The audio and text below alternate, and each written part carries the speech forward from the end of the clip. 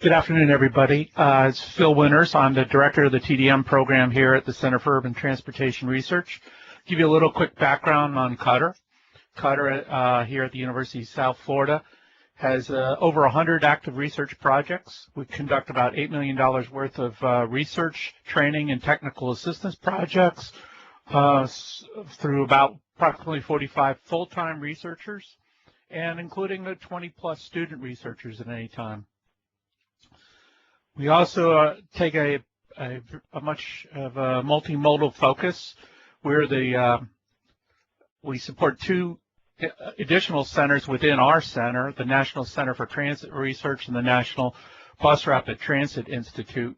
And there are a variety of programs that you can see there that provide, again, research, training, education, and technical assistance. If you'd like to learn more, please go to www.cutter.usf.edu. I'd like to introduce today's presenters. Naveen Georgi is a research associate here in the Transportation Demand Management team at CUTR. She's currently researching travel behavior impacts of employing new technology in advanced public transportation systems and advanced traveler information systems. She's also researching impacts of ITS applications in collecting travel data, providing travelers with pertinent feedback to reduce drive alone, and enhancing transit rider experience. She has over 18 years of experience in a wide range from ITS to transportation demand management to safety research. Our other speaker today is Sean Barbeau. Sean joined the CUTR in 2004. He has over 6 years experience with the application of intelligent mobile technology to transportation challenges, and he served as the principal investigator for multiple research projects involving global positioning system-enabled mobile phones. He's also served as part of the international expert group developing the next Java-based software standard for location-aware mobile phones, and the team itself has over 13 patents pending in this area of location-aware technology. He has a master's and bachelor's from USF in computer science and is a part-time computer science PhD student here as well as being a full-time researcher. So with that, let me turn it over to Jennifer to ask the polls. Jennifer? Yes, thank you, Phil. The first poll question today is, how many other people are viewing today's webcast with you? So please select the appropriate answer. We'll give you just a couple of seconds to complete this first question.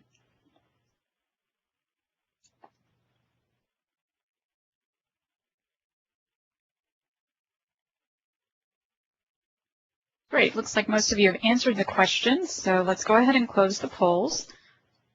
And it looks like the majority of you are watching the webcast alone.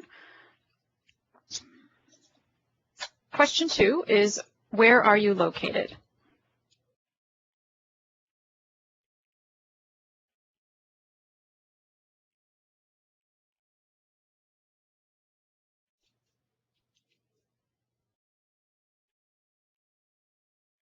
Just a couple more seconds to complete the poll. If you haven't answered the question about your location, please do so now.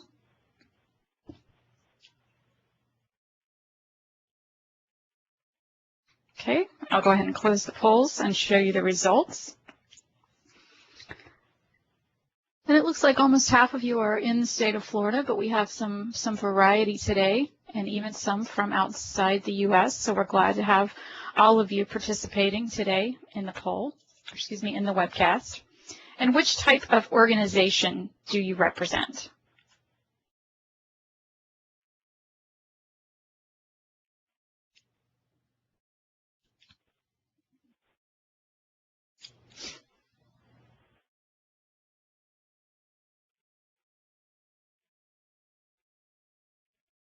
Just two more seconds to complete the poll question on what type of organization you represent. Looks like most of you have had a chance to answer that, so I will close the polls and show you the results. Great, thank you so much for participating in those 3 poll questions today. And at this point, I will turn it over to our first presenter, who is Sean Barbeau. Sean? Thanks, Jennifer. Today we're going to talk a little bit about some of the research projects that we have going on here at CUTR at USF. The research area that we've been looking at is, the broad term can be called location-aware information systems. So we're going to talk a little bit about location-aware information systems today, and specifically look at one particular mobile phone-related projects that we've been working on since about 2005, the travel assistance device. So we're going to give an overview of the technology, to kind of talk about the problem and how we saw the location-aware technology being appropriate to address a particular problem with public transportation. We're going to talk about the travel assistance device, which is the software that we created here at CUTR, and the impact of the travel assistance device on the users and the current status of the project, and going forward, how we see this progressing. So with location-aware technology, we specifically have been looking at cell phones and GPS related to cell phones as well. So there's a huge opportunity here, a way to reach a lot of users in the United States and around the world, and this is a relatively new development over the last decade. So some of the current numbers out there, 61% of the world's population, which is 4.1 billion people, actually own and use mobile phones. So it's pretty extraordinary when you think that this includes developing countries and literally the entire world's population. And here in the United States, we have a heavy penetration rate of 93% at this point, or almost 300 million people. An increasing trend as well is smartphones, such as iPhone, Android devices, and Blackberries. And over half of the U.S. is expected to have smartphones by the end of 2010. Another interesting development in this area is that roughly 23% of U.S. households are wireless only at this point, which means that they own no landline. There's no hardwired phone connection that is used in that house. So this has implications for surveys, and when you're reaching out to people and focusing on landlines, you may be missing almost a quarter of the population that use only wireless phones today. And one of the last great innovations over the last 5 to 7 years that we've seen here in the U.S. Has been the results of the E911 mandate, which says that cellular providers must be able to locate 911 callers within a certain degree of accuracy. So this really stimulated in the United States the adoption of global positioning systems, or GPS, to produce very high precision location information for cell phones. And what's unique also with cell phones versus some past portable devices is now we're fully connected. We have access to the internet. You can even link your phone to your computer, a mobile laptop, to get internet connection. You can link it into your car. There's hands-free with Bluetooth now. So these are really fully connected devices. And one of the last major innovations that we really see contributing to the information boom is that the general public is no longer just users of information. They're actually contributors. And this has driven the success of entities such as Wikipedia, MySpace, Facebook, YouTube. OpenStreetMap is a newer subject area that we're looking at as well, which is basically a Wikipedia for geographic information. So we see OpenStreetMap playing a big role going forward in communities being able to record data for sidewalks and other infrastructure in their local area.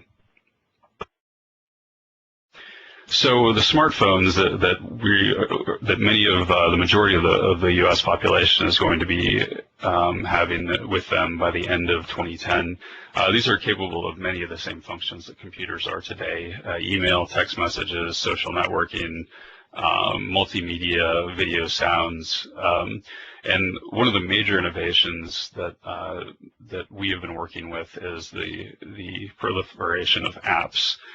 So this is software that can be written by just a third-party software developer and then downloaded to a handset. So these are things like iPhone apps, Android apps, BlackBerry apps, and so you're able to program the device to do specific things just like software that's running on a desktop computer. And then GPS has also led to navigation features in smartphones and being able to provide turn-by-turn directions. And then with the cell phone, again, we have many of the multimedia features that make the human interface and user interface of the phone much more rich than it's been in the past. So we have things like touchscreens today, vibration, also called haptics feedback, sounds, video images. So we really have a full-fledged computer that many of us are now carrying around with us.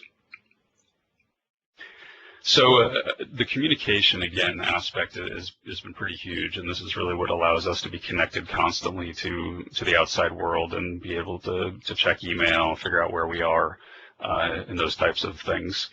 So the three different layers that we've been primarily focusing on is satellites. So satellites are able to provide global coverage because they rotate around the Earth in outer space. So we're able to receive signals coming from satellites. So typical consumer uses of satellite communication include GPS, and satellite TV is also another major area. Cellular networks are the cell towers that we're quite used to seeing now around many urban areas and suburban areas as well. So these cover the area, and these are the commercial cellular providers such as AT&T, Sprint, Nextel, Verizon, T-Mobile. These typically require a subscription to use data communication as well as voice. And we're also seeing innovation now beyond just 3G networks. We're seeing 4G networks with the launch of Sprint and Clear with WiMAX, and we will see LTE from some of the other major cell phone carriers either by the end of this year or early next year. And lastly, one of the other major communication functions that we utilize is Wi-Fi. So many smartphones are also Wi-Fi enabled, which allow very high speeds today, at least compared with 3G speeds of cell phones, although this will change with 4G, and as 4G emerges as a faster cellular communication. Mostly Wi-Fi, or many Wi-Fi access points are free, although you're pretty much restricted to being in one location for most hotspots. It's not something that you can utilize while you're on the go. So GPS, again, is something that we've been using in pretty much all of our projects. This is how we determine the location in the location-aware information system. So today's GPS receivers can actually be manufactured as chips or small pieces of hardware that can fit inside things such as cell phones. So these receive the signal broadcast from GPS satellites, and using those signals, they're able to determine a pretty precise location of where you're actually located. So today's GPS we see in the order of 3 to 5 meters in most of the best case scenarios, especially outdoors. Something that's really enhanced the capabilities of GPS over the last 5 years is both assisted GPS and high sensitivity GPS. So assisted GPS you'll find in many of today's cell phones, and assisted GPS uses information from the cellular network to be able to quickly figure out where it is in relationship to the satellites and produce a location of where the user is located much more quickly than unassisted GPS. So this would shrink times to first fix from the order of 30 or more seconds down to the 5-second or even instantaneously. High sensitivity GPS is a hardware improvement that we're seeing in GPS chipsets in mobile phones and elsewhere. High sensitivity GPS allows us to sense GPS signals in environments that were previously much too harsh to allow signal penetration from satellites. So this is something that actually today allows you to get GPS fixes indoors. Although typically those fixes will be less accurate than if you were outdoors in an unobstructed environment.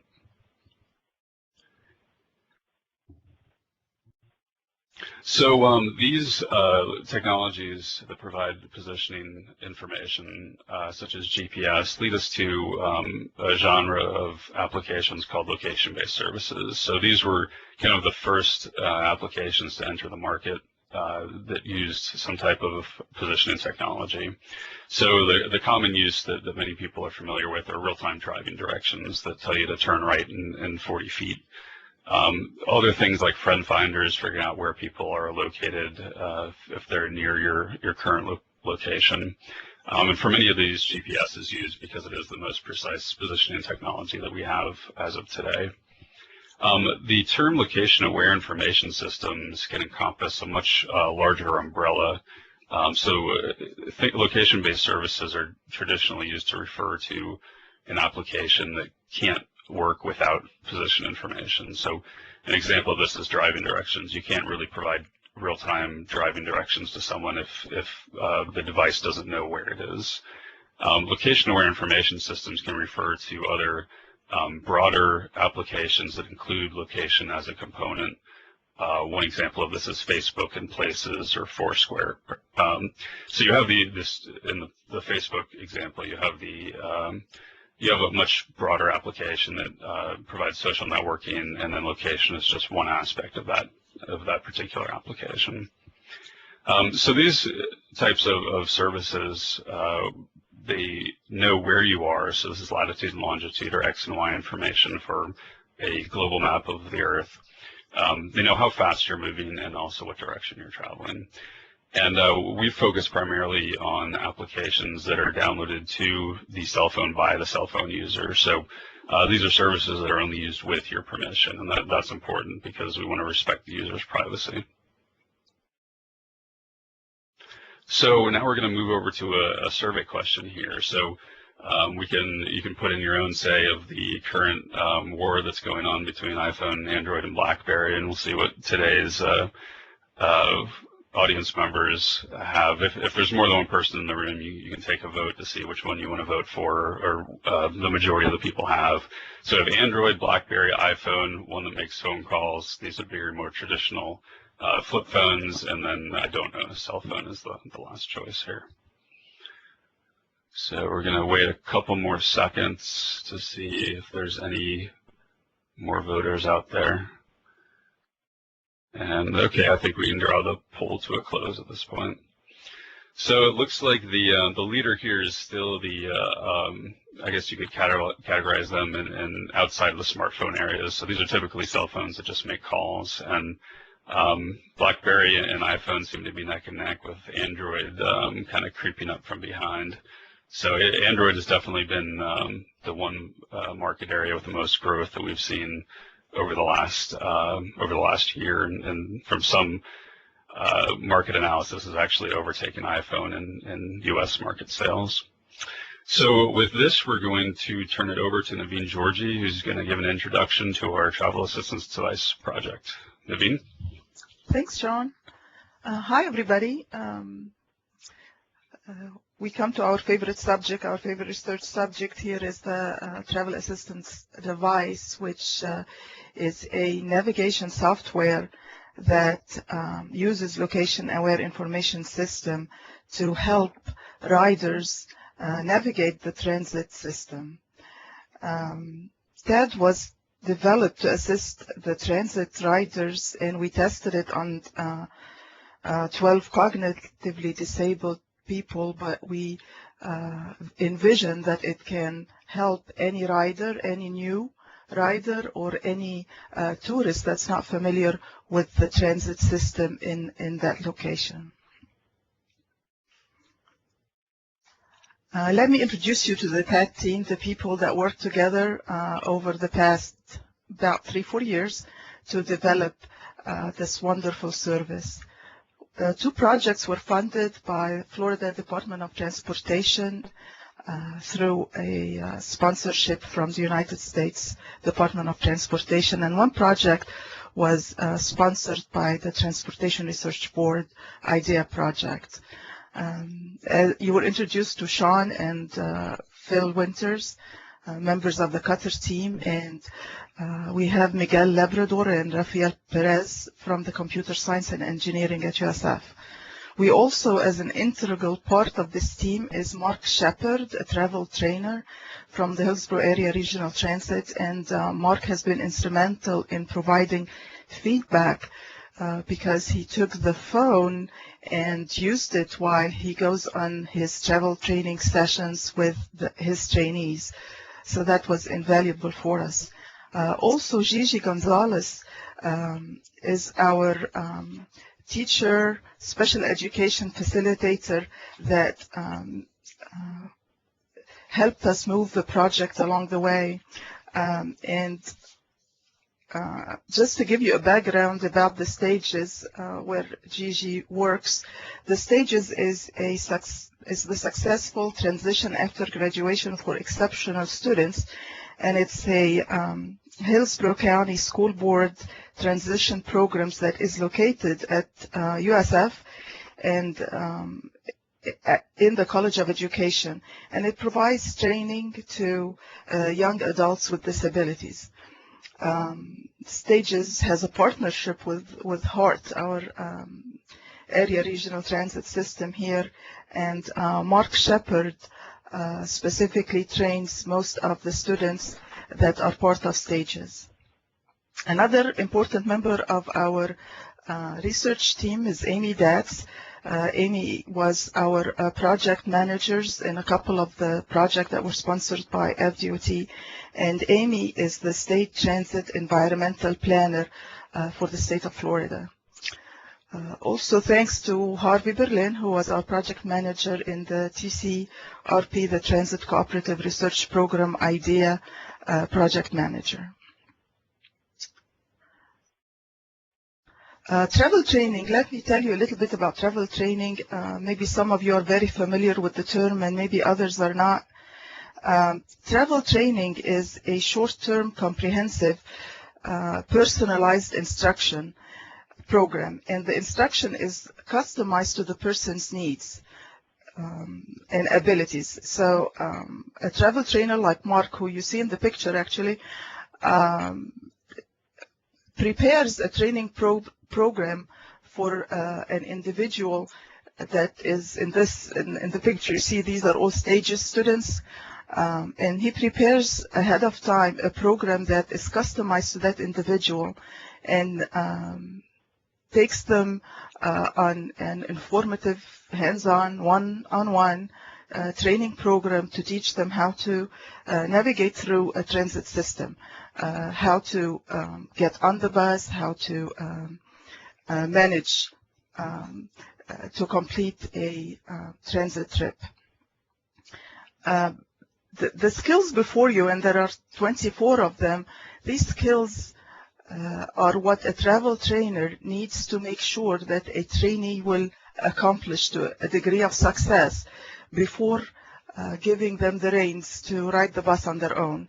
So in order for Mark to kind of back off and let the rider ride on their own, they need to have mastered all these skills. And the idea of this TAD navigation service came about because Mark had told us that most of his clients, his trainees, had a very hard time with pulling the cord ahead of the bus stop that they need to exit. It was hard for them to recognize a landmark near the desired bus stop, sometimes because the only landmark would be a speed sign along the road or a big McDonald's sign, which there might be a few of them, and the trainee would find it very hard to recognize where exactly they need to pull the stop cord and exit the bus. And according to the travel trainer, that skill took a while for him to complete with the trainee. It took a while to make sure that the individual knew where to exit the bus. And this is important, especially for the cognitively disabled population, because a common issue is disorientation. So they have to know exactly where to exit the bus and exit it successfully. So as you browse through these skills, you can tell that it takes repetitive training for the individual to master these skills, but we want to help our travel trainees with training the individual to watch for landmarks and exit the bus at the right location. As we know, and we all know this, how transportation is essential for individual and for independent living. To get to a medical appointment or to school or to a job, mobility is a key issue in making the individuals part of the community. And before you are some statistics about how valuable mobility is to certain individuals that cannot be part of the community without making public transportation available to them. That's on the side of individual. On the other side of the transit agency, it is required by ADA that the individuals be provided transportation, and if they do not utilize or cannot for any reason utilize the fixed route, then they are presented with a paratransit option, which is very expensive compared to a fixed route. So that's from the transit side. It is valuable for them to transfer people from paratransit to fixed route. Another challenge is how long it takes for the travel trainer to successfully complete a training course with an individual. Like I said, it's a one-on-one training, and it takes, depending on the ability of the individual, anywhere from 2-3 days to 2-3 weeks.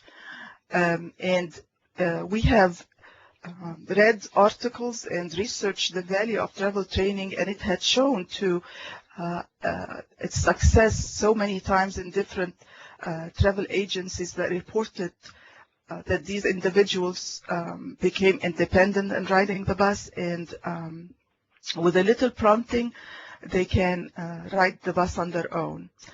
But every time a trainee is presented with a new destination, that they need to know a new destination, because travel training happens to a specific trip, that they need a method for coaching of these riders through the bus system. To answer these skills that we saw that are hard to come to train the individual for, that was the answer in getting audio and visual and tactical prompts to help the individual recognize where to pull the cord. It's a very simple user interface, like I will show you in a second. Before the individual gets the phone and takes it on the bus ride, we need to, the trainer or the parent or the guardian, for the moment we say the trainer would help the individual with loading up the trip, plan the trip for them. In other words, you will go on if you're the travel trainer, you'll go on the TAD website and select the route necessary for that individual to travel, pick up the start bus stop and the ending bus stop. And the trip will be loaded onto the phone. When the individual gets the phone, they will have to select the trip that they're gonna complete at the moment. The trips are all selected by are all uploaded by the travel trainer, and the phone has the trips to be executed. Sorry. So while the person is at the bus stop waiting for their bus to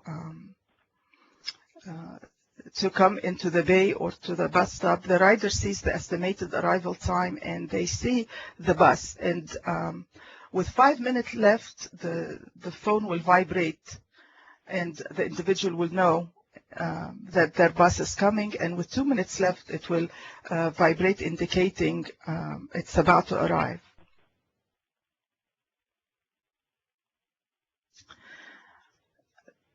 Again, with the vibration, it will say now arriving, and the bus and the individual will be alerted that way that the bus is ready for them to board.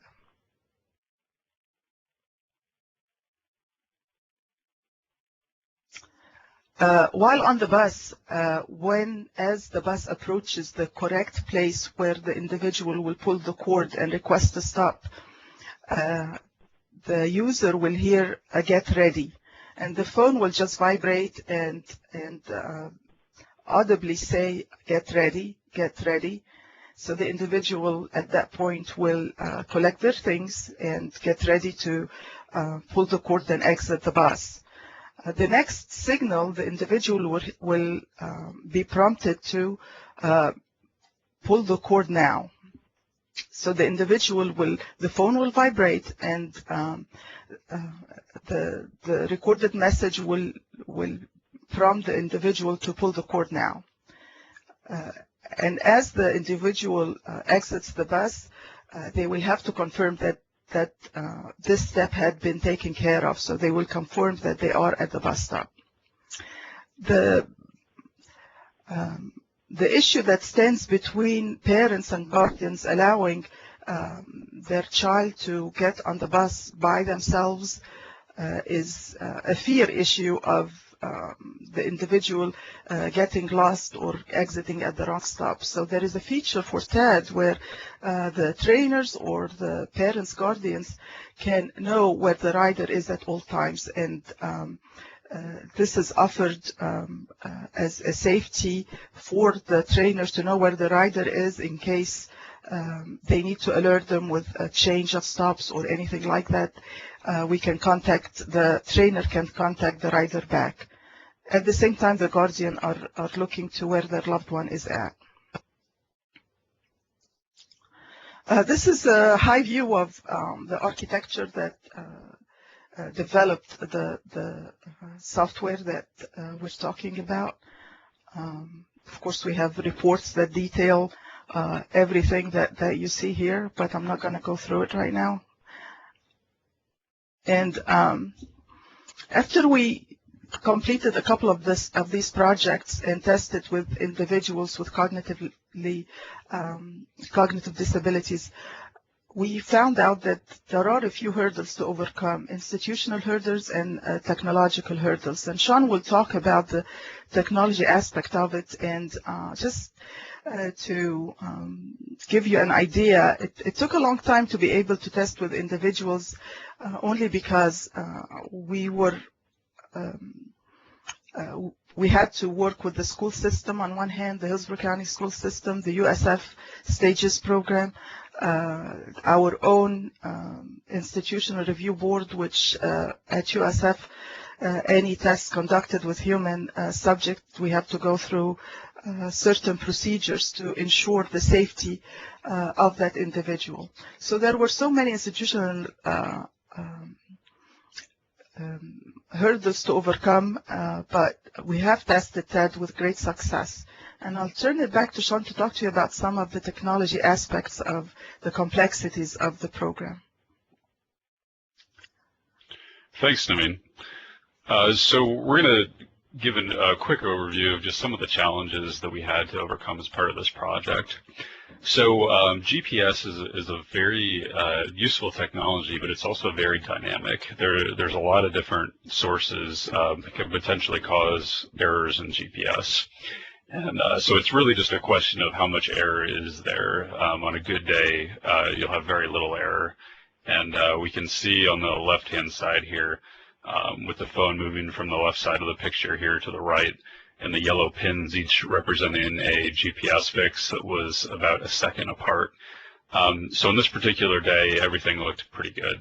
We have a pretty clear GPS signal, and we know precisely where the phone is. Now on the right-hand side, you can see this was in the exact same location, same software, and same cell phone, but a different day. So as environment and other factors come into play that can interfere with GPS signals, you can have to deal with a little more noise. So here we see a number of fixes that came every second, and it looks like the bus stopped here at the stoplight. So we have some drift here as the bus stopped, and then at some point it picked back up and then turned at the light. So we're writing software that deals with things that have to do with probability, where you're not always going to have the same outcome. You have to do this very carefully, and we did a lot of field testing, and as Naveen had mentioned earlier, Mark Shepard was really key to this, and making sure that we tested this in a real-world environment on a bus and not just in a lab. Another key challenge that we saw was the location accuracy of bus stop inventories. So because TAD relies on knowing where the destination stop is located, that information has to be relatively precise in order for it to give the correct alert to the transit rider. So here we have a situation where the bus stop inventory has a location of a bus stop at this, the blue bus marker on the left-hand side, whereas the actual bus stop location appeared here on the right-hand side with the yellow pin marker. So being able to deal with these kinds of inaccuracies and figuring out a way to correct them when possible is also a key part of the project. Another thing that we realized early on in the project that was going to be a challenge that we needed to overcome was the issue of updating transit information, updating bus stop, bus route, and schedule information. This is information that can change on a fairly regular basis for a transit agency. So if we're going to scale this up to across the country and request agencies to provide us frequent and timely updates, it needs to be in a process that is both a low burden to the transit agency, excuse me, as well as a simple process so that the team operating the TAD service isn't inundated and constantly dealing with manually updating data. So Google Transit Online, which is Google's free trip planner, worked with TriMet and some other agencies to come up with what is now called the General Transit Feed Specification. So in order for Google Transit to update an agency's data, the agency must place their data in this GTFS format on their website so Google can fetch that data and update their trip planner. So bus stop software vendors such as Trapeze and Hastis actually support exporting from scheduling software to the GTFS format. So currently there's over 128 agencies in the US that are on Google Transit and frequently updating their data as a result of that. So we realized that we could actually do the same thing with TAD. So using the existing GTFS data that agencies are already maintaining for Google Transit, the TAD system can grab that data off the agency's website and then store it inside of the TAD database for planning trips. Another challenge that we saw early on, which we saw from the earlier scatter plots of the GPS, is that we have uncertainty with the actual true location of the user. So there's typically what we call an uncertainty radius, which exists around the calculated position. So the red dot in the middle is the latitude and longitude that the phone produces. The black X represents a possible location of where the true position of the user is actually located. So we have to deal with this, and we have situations with very close stops. Here we have a second to last stop. So ideally, we want to provide the alert to the user to pull the cord now, sometime between the second to last stop and the destination stop. And we want to provide it early enough that we give the user time to respond and request the stop so the bus can safely stop at the user's destination. On the other hand, we can't give it too early, because if we do, then we're going to go beyond the second to last stop and give essentially tell the user to get off at this stop instead of their actual destination stop. So these are things that we had to take into account as we were designing the algorithms. The software actually runs on the phone in real time, monitoring GPS and then alerting the user that they need to get off the bus. So another problem with making this alert radius, so when the phone actually would pass into this radius would be when the alert is triggered to the user, is that certain route configurations, so here we have a U route that goes, then turns around and comes back. So if we make this alert radius too large, the bus would actually enter and exit this radius before it actually swung around to come to the destination stop.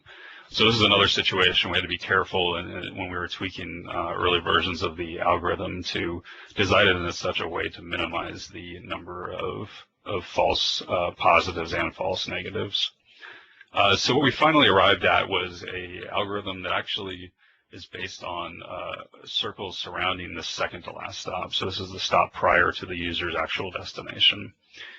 So this is much in the same way that when, as a transit rider, you think about when you need to request the stop cord. You need to wait until you pass the stop prior to your destination, then reach up and pull the cord so the bus arrives at your actual destination stop.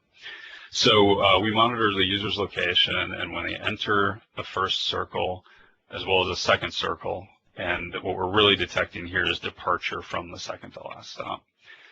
So this algorithm we've been testing for a while, and it seems to work much better, especially for close bus stop situations where the stops are very close to one another. And this seems to work fairly well from the tests that we have done to date. So on the issue of bus stop accuracy, we realized that as we were trying to field requests for bus stop corrections, we needed some kind of tool to automate that process. So on the TAD website, we also have a page now where authorized users can go into the website and pull up a route and the bus stops on a particular route, and then zoom in, check out, and see where the stop is actually in our database. And the stop that we saw earlier, where the bus stop inventory stop wasn't the true stop location, users can, as simply as just clicking on the stop and dragging it to the true location, and that will give you a corrected bus stop location. So something else that we came back with after testing with some users was that they wanted privacy and also a way to easily hear the announcements of the phone over the noise of the bus. So Bluetooth headsets were a solution that we came with, and as well as wired headsets that would provide this type of service. So we also teamed with Erica Bolachala and Ray Miltenberger over at the USF Florida Mental Health Institute. And as part of Erica's master's thesis, she looked at the testing with 3 individuals with moderate mental retardation on HART buses to determine if TAD in their hands could actually prompt them to get off at the right correct place. So there's 2 different stages. She did test without TAD, which is what we call A, or baseline, and then B is the intervention step, where we actually provided TAD to the transit rider to see if that would help them get off at the correct stop. So we see here that out of the 2 target behaviors, one being that the participant must pull the stop cord, signaling the appropriate stop, and the second behavior is that the user will exit the bus at the appropriate stop. You can see on the baseline axis here for every single test that with the users, they were not able to get off the bus at the proper location and time without TAD. When they were provided TAD, they were able to execute both behaviors without fail. Return to baseline gave the same effect. Without TAD, they weren't able to get off at the correct stop. And then with TAD again, demonstrated that TAD truly does have a positive effect on the transit rider's ability to use public transportation. So we're also, future studies, we're going to look at larger populations. This was really a pilot study. So we also would like to look at different populations to see if TAD could also be useful to other people. So the elderly is one example, individuals with dementia, sight impairments. We've heard from individuals who have a visual impairment that this would really be useful to them, as well as individuals with traumatic brain injuries. So with that, I'm going to turn it back over to Naveen to give a quick synopsis of some recent testing that we did outside of the Tampa Bay and HART area at some additional transit agencies in Florida. Naveen? Thanks, John. So we deployed TAD into other transit agencies in Florida, and it was successful. We were able to download their route and bus stop data, and we were able to use TAD to replicate what we did with HART in these agencies.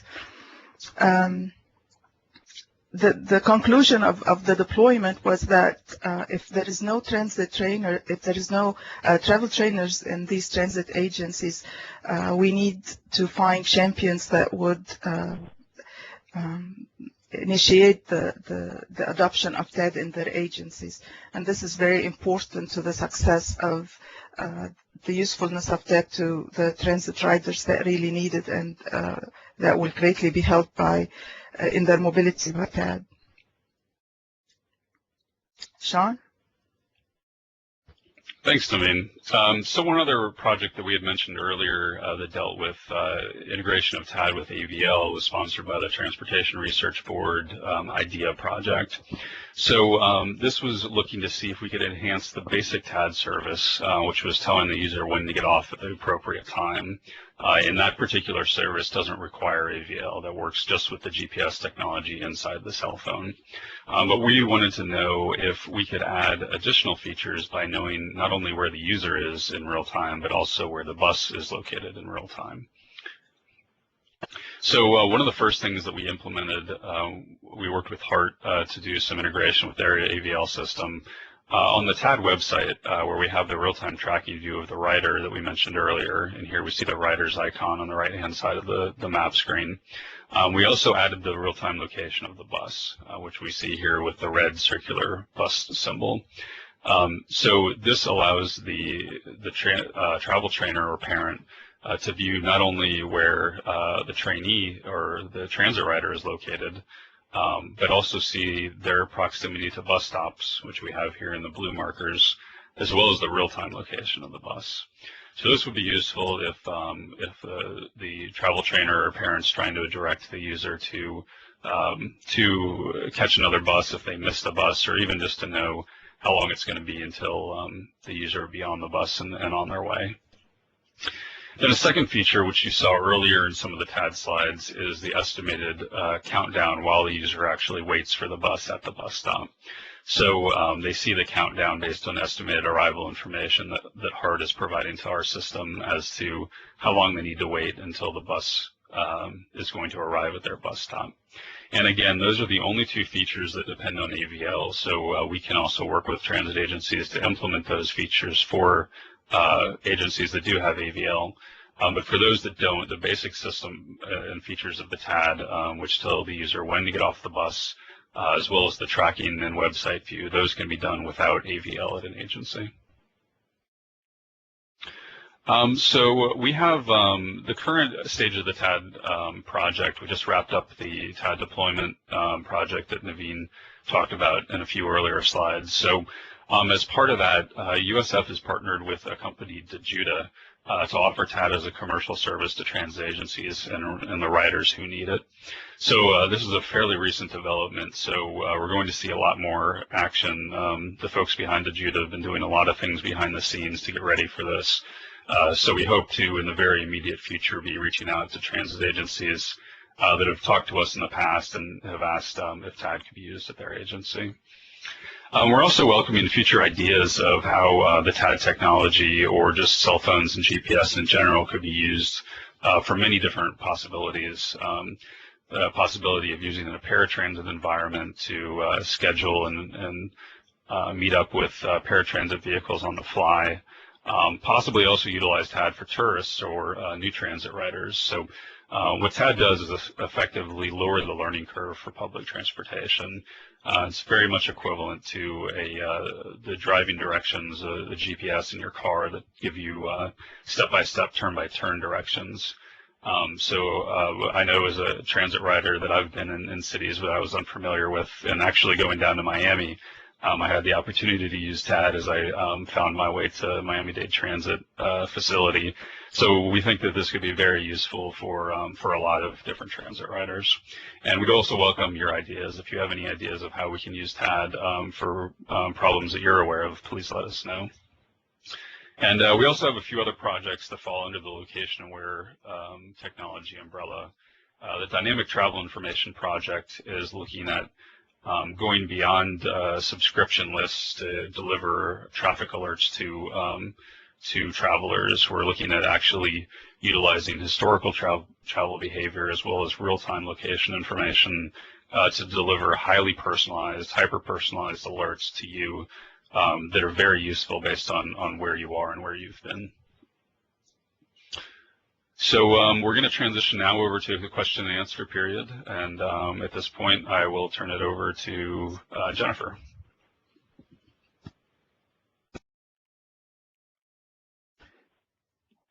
Well, it's not Jennifer, it's Phil, so I'll take it. On your screen you should see how to ask questions. If you would, just click on the Q&A button at the top left-hand corner of your screen. What you want to do is type your question here after you've opened it and click Ask. And if we're going to try to ask most of these verbally rather than type out the answers, so go ahead and take a few minutes to do that.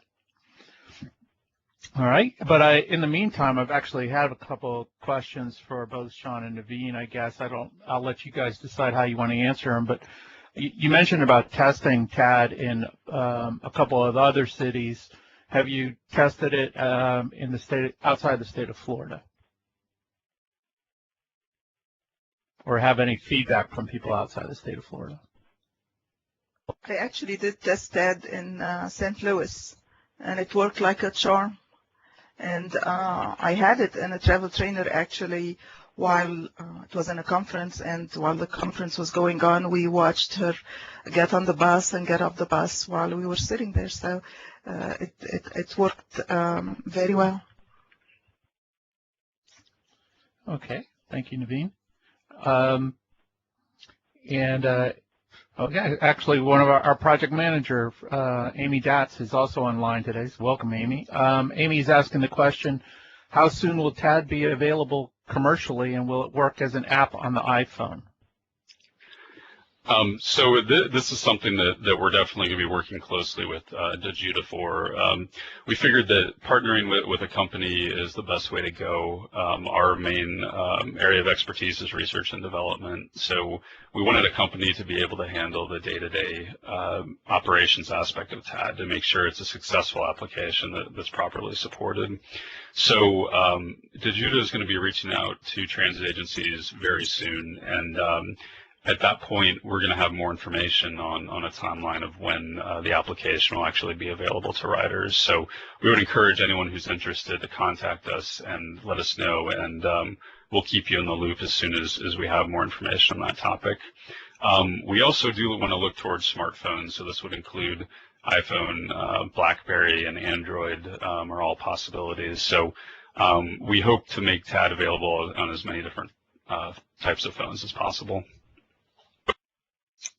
All right, thank you, Sean. And actually, I think you've touched on this issue a little bit before, but I mean, you're talking about the rapid advancements in technology and cell phone technology. Is there anything agencies can do to take advantage of this coming age of smartphones without breaking the bank? I think that's definitely the presence of smartphones is something that can effectively function as a very low-cost computer. So we already have agencies leveraging them just for something as simple as a BlackBerry system of being able to check emails while you're out in the field.